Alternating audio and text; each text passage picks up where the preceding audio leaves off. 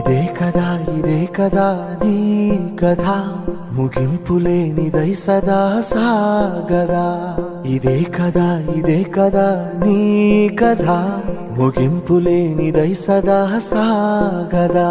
నీ కంటి రెప్పలంచున మనస్సు నిండి పొంగిన ఓ నీటి బిందువే కదా నువ్వెతుకుతున్న సంపద. ఒక్కొక్క జ్ఞాపకానికి 100 ఏళ్ల ఆయువుందిగా, ఇంకెన్ని ముందు వేచనో అవన్నీ వెతుకుతూ పదా. మనుష్యులందు నీ కథ మహర్షిలాగా సాగదా. మనుష్యులందు నీ కథ మహర్షిలాగా సాగదా.